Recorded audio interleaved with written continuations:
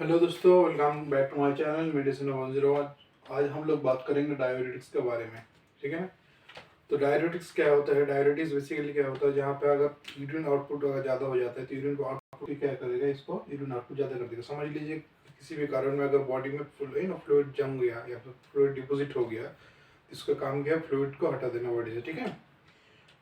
तो डायरेटिक्स यहाँ पे स्टार्ट करने के पहले दो वर्ड को समझना चाहिए, एक है नाइट्रोलिसिस, एक है डायरेटिक्स। नाइट्रोलिसिस मींस क्या होता है, जहाँ पे क्या सोडियम को बाहर निकालता है, ज़्यादा से ज़्यादा सोडियम क्या बाहर चला जाएगा। अब जब सोडियम जब क्या बाहर जाएगा, सोडियम किसको फॉलो करते हैं, सोडियम वाटर मॉलिक्यूल को फॉलो करते हैं। तो water molecule will followed by the sodium, so along with the sodium water molecule also come out. So as a result we can say that natriuresis is also one type of the diuretics. Diuretics यानी इसका मतलब क्या है, body fluid अगर ज्यादा हो जाता है तो इसको क्या बॉडी से बाहर निकलता है। ठीक है ना। In terms of the okay, so let's write it over here. Diuretics means what. सो हम लोग इधर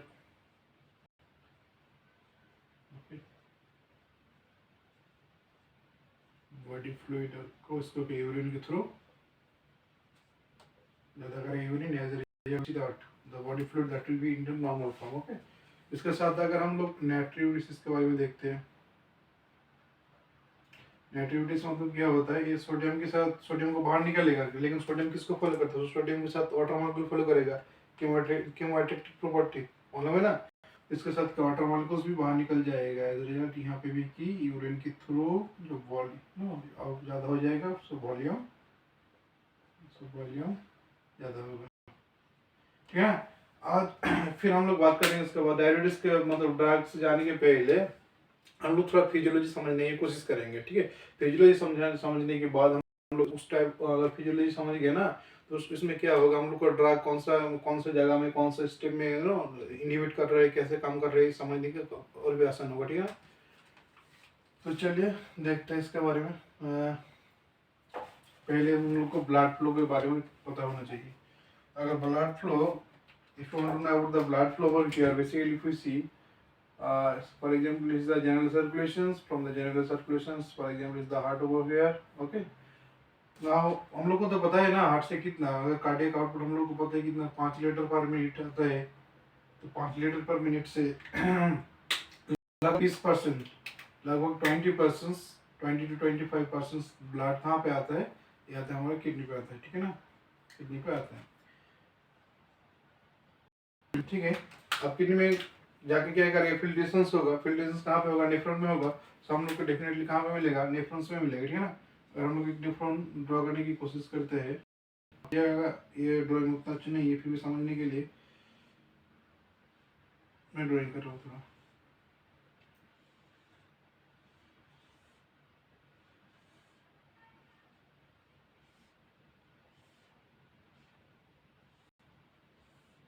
क्या अब देख लीजिए वाला चीज, यहाँ पे क्या ब्लड फ्लो आएगा, समझ लीजिए जनरल सर्कुलेशन में भी ड्रॉ कर रहा अभी और एक बार। सो यहाँ पे क्या होगा, यहाँ से ब्लड आएगा, यहाँ से ब्लड आएगा, आने के बाद इसको फिल्ट्रेशन होगा। फिल्ट्रेशन होने के बाद क्या होगा, फिर क्या होगा, पेरिटेबुलर कैपिलरीज वासर एकटा फॉर्म करेगा, उसके बाद फिर वापस इधर जाएगा। ठीक है ना, वासर एकटा पेरिटेबुलर कैपिलरीज ये फॉर्म करने के बाद फिर वापस जनरल सर्कुलेशन में पहुंच जाएगा वेन्यूज के जरिए। नाउ हम लोग अगर देखते हैं अगर 20% में आता है, ठीक है ना, कितना आता है, 20% आता है। 20% जो आता है, 20% में क्या होता है, कितना, लगभग 1 लीटर के आसपास होगा। तो 1 लीटर पर मिनट आएगा इधर, 1 लीटर पर मिनट आएगा इधर, 1 लीटर पर मिनट आएगा। अब देख लीजिए 1 लीटर में अंदर क्या होगा, इसका अंदर क्या होगा, रहेगा, उसके साथ प्लाज्मा भी रहेगा। इसके में इसमें क्या रहेगा, प्लाज्मा भी रहेगा around 60%, some book mention 55, I'm just taking rough for easier calculation, around 60%. So rest of these things, that means the 40% it will be the blood cell, यानी 40% क्या होगा ब्लड सेल, 60% प्लाज्मा होगा। अब 60% प्लाज्मा के अंदर 20% जो प्लाज्मा रहेगा, जो क्या होगा, फिल्ट्रेशन में पार्टिसिपेट करेगा। सो यहाँ पे फिल्टर्स होगा, सो फिल्ट्रेशन प्रोसेस में आएगा 20%, यानी 120 ml पर मिनट। हाँ, इतना टाइम किधर आएगा, इधर आएगा फिल्ट्रेशन के बाद। तो हम लोग इधर कितना मिलेगा, 120 ml पर मिनट फिल्ट्रेशन प्लाज्मा फिल्ट्रेशन मिलेगा, ठीक है ना। अब 120 ml से 120 नहीं निकलता इधर, 120 ml पर मिनट नहीं निकलते, कितना निकलते हैं, बहुत कम। देखो कितना यहाँ पे 99% जो प्लाज्मा फ्लूइड यहाँ पे रीअब्जॉर्ब होता है, जो बहुत सारे सेल्स रहता नहीं था, जैसे देख लीजिए पीसीटी में बहुत सारे एपिथेलियल सेल्स रहेगा, ठीक है ना, यहाँ पे बहुत सारा एपिथेलियल सेल्स है, फिर इधर भी है, ठीक है ना, हम लोग का डीसीटी भी है, कलेक्टिंग डक्ट में भी है सेल्स एपिथेलियल सेल्स। यहाँ पे क्या है देखूंगा हम लोग का ज़्यादा से ज़्यादा क्या होगा, 99% this whole portion on 20 ml that will get reabsorbed। अगर 22 ना 90% reabsorb हो जाता है तो कितना, लगभग 1%, दैट मीन्स 1 ml फ्लूइड पर मिनट कहाँ पे आएगी, यूरिन में डिपॉजिट होगी इधर। सो 1 ml per minute this much fluid will come in terms of the urine over here, okay। तो ये नॉर्मल सा ए था, ठीक है ना, नॉर्मल सा कॉन्सेप्ट था। फिर अब क्या कितना 1 ml पर क्या 1 ml पर मिनट आ रहा है, क्या यूरिन आ रहा है, उससे ज़्यादा से ज़्यादा क्या हो रहा है, रिएब्जॉर्प्शन हो रहा है, किधर, जब पीसीटी में होगा, ग्लूकोफेनिक में होगा, डीसीटी में होगा, कलेक्टिंग डक्ट में भी होगा इधर, ठीक है ना। अब हम लोग बात करेंगे दवाई के बारे में, ठीक है ना। तो उसके पहले हम लोग को आज हम लोग पहले यानी यहाँ पे नाम दिया मैंने कि पार्ट वन यानी हम लोग डिस्कस करूंगा पीसीटी में, इधर पीसीटी में कौन सा दवाई कैसे कैसे काम करते हैं और पीसीटी में कैसे कैसे रिएब्जॉर्प्शन होते हैं। उसके बाद हम लोग I just talk about in the subsequent parts of the videos how what are the drugs we can use in terms of the thick ascending glucophene in the collecting duct, in the in the DCT part, what are the drugs we can use over here. We'll just talk about in the subsequent part of the videos in the next parts, okay। Today we'll focus only where in terms of the PCT, that means proximal convoluted tubules, okay। So let's talk about that thing।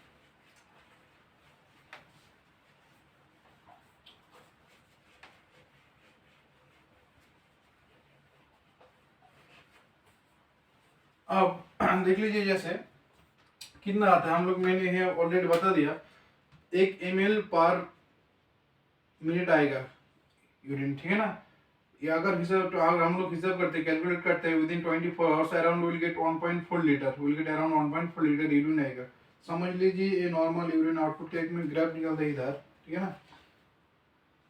समझ लीजिए 500 ml, समझ लीजिए ये 3.5 litre. अगर हम लोग को देखने में मिलेगा कि कोई किसी बंदा का कि यूरिन आउटपुट 500 ml से कम हो रहा है, इसको हम लोग कह सकते हैं, इसको कह सकते हैं ओलिगोयूरिया। अगर हम लोग देखते हैं किसी बंदा का यूरिन आउटपुट 3.5 लीटर से भी ज्यादा हो रहा है, इसको कहते हैं पॉलीयूरिया, ठीक है ना, इसको कहते हैं पॉलीयूरिया।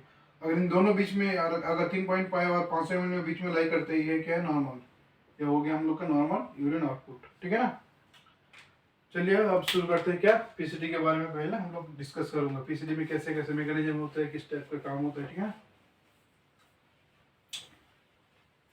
तो उसके पहले हम लोग को एक नेफ्रॉन ड्रॉ करने का, नेफ्रॉन में कौन सा पार्ट ड्रॉ करूंगा, सिर्फ पीसीटी, ठीक है ना। तो पीसीटी में मिडिल से करते हो ताकि समझाने की आप लोग को भी समझने के लिए अच्छा होगा, मुझे भी अच्छा होगा समझाने के लिए। तो देख लीजिए यहाँ पे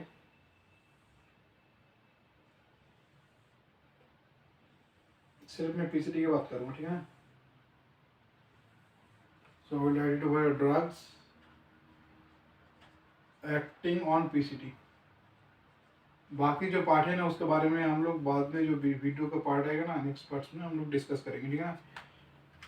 जैसे यहाँ देख लीजिए यहाँ पे क्या होगा, फ्लूइड जनरल सर्कुलेशन में क्या आएगा, ब्लड आएगा डेफिनेटली, जैसे आता है, मैंने ऑलरेडी बता चुका है कैसे आएगा, कैसे रिएब्जॉर्ब होगा, कितना परसेंट आएगा, कितना परसेंट रिएब्जॉर्ब होगा, ऐसे समझ लीजिए। तो इसको थोड़ा अच्छे से ड्रॉ करने का, ठीक है ना। अब क्या हो गया, हम लोग को तो पता है जब फ्लूइड आता है, फ्लूइड के साथ साथ क्या different types of electrolytes they will come also over here, different types of the electrolytes, जैसे क्या आएगा, सोडियम आएगा, जैसे क्या आएगा आपका प्रोटॉन आएगा, जैसे क्या आएगा बाइकार्बोनेट भी आएगा, इस type of things will get over here, okay. Now हम एक सेल को दिखाएंगे, एक जो पे एपिथेलियल सेल्स रहते हैं पीसीटी में, उसको मैं दिखाऊंगा, इधर बड़ा करके दिखाऊंगा, इस टाइप का चेंजेस मिलते हैं देखने में मिलेगा, ठीक है ना। अब देख लीजिए इसमें क्या क्या चीज देखने में मिलेगा। जैसे हम लोग को क्या पता है, हम लोग को पता है हर सेल में क्या होता है, एक सोडियम पोटेशियम एटीपेज पंप रहते हैं, ठीक है ना, हर सेल में। जैसे भी इधर भी रहेगा, इसको क्या कहते हैं, सोडियम पोटेशियम एटीपेज। इसको नाम देते हैं सोडियम पोटेशियम एटीपेज, जिसकी वजह हम लोग को क्या देखने में मिलेगी, इधर देखने में मिलेगा, इधर भी मिलेगा सोडियम पोटेशियम एटीपेज। ये इसका काम है, ये 3 सोडियम को बाहर निकलेगा, it will throw out the 3 sodium out and it will take the 2 potassium molecule inside, ठीक है। इसका भी काम ऐसे ही हो गया, 3 सोडियम मॉलिक्यूल कैटायन को बाहर निकलेगा, 2 कैटायन को अंदर निकलेगा। अब यहाँ पे क्या सोडियम है ना, यहाँ पे क्या सोडियम हो गया, तो यहाँ पे एक टाइप का पंप होता है जिसको कहते हैं सोडियम प्रोटॉन एंटीपोड, ठीक है ना, इसका नाम है सोडियम प्रोटॉन एंटीपोड। तो यहाँ पे लिख रहा हूँ मैं सोडियम प्रोटॉन एंटीपोड, यानी हम लोग इधर क्या देखने में मिलेगा, ठीक है ना, जो सोडियम सारा है ना, इसको क्या क्या देखने में मिलेगा, जो सोडियम आएगा, सोडियम को इधर ले लूँगा हम लोग। जब सोडियम ले लेंगे हम लोग इधर, तो सोडियम फिर क्या होगा, सोडियम का यहाँ पे समझ लीजिए जनरल सर्कुलेशन से ये सोडियम किधर आएगा, इस पंप के वजह इधर आएगा, ठीक है ना, पंप के पास आएगी इधर। फिर ये क्या करेगा, जो सोडियम लुमिन से कहा सेल के अंदर आ रहा है, फिर सेल से सोडियम को बाहर निकलेगा कौन, जो सोडियम पोटेशियम एटीपेज, फिर सोडियम क्या आएगा, जनरल सर्कुलेशन पर आ जाएगा, जनरल सर्कुलेशन पर आ जाएगा, ठीक है ना। अब जब सोडियम आ रहा है तो हमारा ये क्या करेगा, यहाँ से एक प्रोटॉन को बाहर निकालेगा, जैसे सोडियम आ रहा है, एक प्रोटॉन यानी H+ को बाहर निकालेगा। अब देख लीजिए, मैंने ऑलरेडी बता चुका है कि इधर क्या बाइकार्बोनेट भी मिलेगा। अब हमारे पास क्या क्या है, इधर H+ भी है एल्यूमिन में, उसके साथ साथ क्या बाइकार्बोनेट भी है, ठीक है, बाइकार्बोनेट भी है। इन दोनों अगर सेल्स का अगर देखते हैं, एक कौन सा साइड है, जैसे देख लीजिए लुमिनल साइड है और कि बेसोलेटरल साइड है। तो बेसोलेटरल साइड में क्या, जो सोडियम पोटेशियम एटीपेज पंप रहते हैं, और लुमिनल साइड में क्या है, यहाँ पे क्या रहते हैं हम लोग का सोडियम प्रोटॉन एंटीपोड रहती है, ठीक है ना। उसके साथ साथ लुमिनल साइड में हम लोग को एक एंजाइम देखने में मिलेगा, इसका नाम है कार्बोनिक एनहाइड्रेज, कार्बोनिक एनहाइड्रेज। एक क्या करेगा, जब इसको क्या क्या मिलेगा, देख लीजिए इधर H+ और HCO3- नहीं, यहाँ पे नहीं होगा, तो उससे पहले और एक स्टेप जाएगा। फिर देख लीजिए, जब इन दोनों मिलेगा, इन दोनों मिलने के बाद क्या मिलेगा, क्या बनाएगा, H2CO3 कार्बोनिक एसिड बनाएगा, ठीक है ना। कार्बोनिक एसिड बनने के बाद यहाँ पे जो एंजाइम जिसका बात कर लिया मैंने ऑलरेडी, यहाँ पे क्या एक एंजाइम है जिसका नाम क्या है, कार्बोनिक एनहाइड्रेज। अब कार्बोनिक एनहाइड्रेज क्या करेगा, H2CO3 को ब्रेक डाउन करेगा into carbon dioxide and water molecule, carbon dioxide and water molecule. अब देख लीजिए, जैसे जैसे कार्बन डाइऑक्साइड में वाटर मॉलिक्यूल बन जाएगा, तो कार्बन डाइऑक्साइड क्या गैस है ना, तो carbon dioxide definitely lipid soluble होगा। जब लिपिड सॉल्युबल हो गया तो carbon dioxide easily that will cross the what membrane. Now carbon dioxide it will come within the epithelial cell, it will come within the cells. Now carbon dioxide आ गया, उसके साथ क्या sales के अंदर तो water molecule रहते हैं, जैसे वाटर मॉलिक्यूल आ गया। फिर इधर हम लोग को क्या देखने में मिलेगा, कार्बन डाइऑक्साइड और वाटर मॉलिक्यूल, इन दोनों के फिर रिएक्शंस होगा कार्बोनिक एनहाइड्रेज पर। ओके, इन दोनों को और कौन रिएक्शन करेगा, कार्बोनिक एनहाइड्रेज, फिर इन दोनों को मिला के क्या बनाएगा, कार्बोनिक एसिड। कार्बोनिक एसिड बनने के बाद फिर देखूंगा हम लोग क्या होगा, कार्बोनिक एसिड फिर डिसोसिएट हो जाएगा इसमें, ये फिर डिसोसिएट हो जाएगा H+, दैट मींस प्रोटॉन में डिफरेंट है। Okay, let me right it over here, bicarbonate में डिसोसिएट होगा, उसके साथ क्या, प्रोटॉन के साथ, प्रोटॉन में भी डिसोसिएट होगा। और इसका ये जो प्रोटॉन है ना, हमने ऑलरेडी बता चुके हैं, प्रोटॉन क्या आएगा, जो सोडियम प्रोटॉन एंटीपोड है ना, इसके वजह क्या है, सोडियम अंदर आ रहा था, प्रोटॉन बाहर जा रहा था। ये जो प्रोटॉन बनेगा, ये प्रोटॉन क्या इसके पंप के थ्रू तो बाहर निकल जाएगा, ठीक है ना। फिर बाइकार्बोनेट के साथ रिएक्शन करेगा, बाहर की जो स्टेप्स ऑलरेडी बता चुके हैं, यहाँ पे होगा। और यहाँ पे जो आप लोग को क्या बाइकार्बोनेट मिल गया ना, ये बाइकार्बोनेट क्या करेगा हम लोग को, इधर एक पंप है जिसका वजह क्या करेगा, बाइकार्बोनेट बाहर निकल जाएगा, फिर ये कहाँ आएगा, सर्कुलेशन में सीधा आ जाएगा। और एक पंप जो और एक मॉलिक्यूल अंदर आएगा ना, जिसका नाम है क्लोराइड। सो क्लोराइड और बाइकार्बोनेट का क्या एंटीपोड होगा, इसके वजह क्या बाइकार्बोनेट बाहर निकल के क्या सर्कुलेशन में आ जाएगा, और क्या क्लोराइड अंदर आ जाएगा, ठीक है ना। इस टाइप का मैकेनिज्म होता है। अगर सोडियम अंदर चला जाएगा, ठीक है ना, तो क्या यहाँ पे सोडियम यूरिन में कम आएगा। अगर यूरिन में सोडियम कम आता है तो क्या इसके साथ साथ जो वाटर मॉलिक्यूल आता है वो कम हो जाएगा। तो इसके लिए हम लोग इसको रोकने के लिए अगर एक टाइप पे हम लोग दवा यूज करते हैं, जिसको नाम कहते हैं कार्बोनिक एनहाइड्रेज इनहिबिटर। यानी हम लोग अगर ये जो एंजाइम है ना, जो क्या बाइकार्बोनिक जो कार्बोनिक एसिड को क्या इसमें डिफरेंशिएट कर रहे हैं, carbon dioxide plus water molecule. तो देख लीजिए, जैसे हम लोग को लिखने दीजिए carbonic anhydrase inhibitor, carbonic anhydrase inhibitor, ठीक है। तो जो दवा है इसका नाम क्या है? एसिटाजोलामाइड। इसका नाम क्या है? एसिटाजोलामाइड। एसिटाजोलामाइड। जब एसिटाजोलामाइड यहाँ पे काम करेगा, क्या करेगा? Basically carbonic anhydrase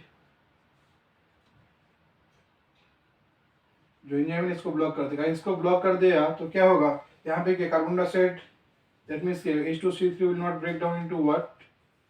Carbon dioxide plus water molecules. And if we don't get the carbon dioxide, so there is no chances for the carbon dioxide to go within the membrane. And if it cannot cross the membrane, that means there is no production of the carbon dioxide, so there will be no carbon dioxide within the cell.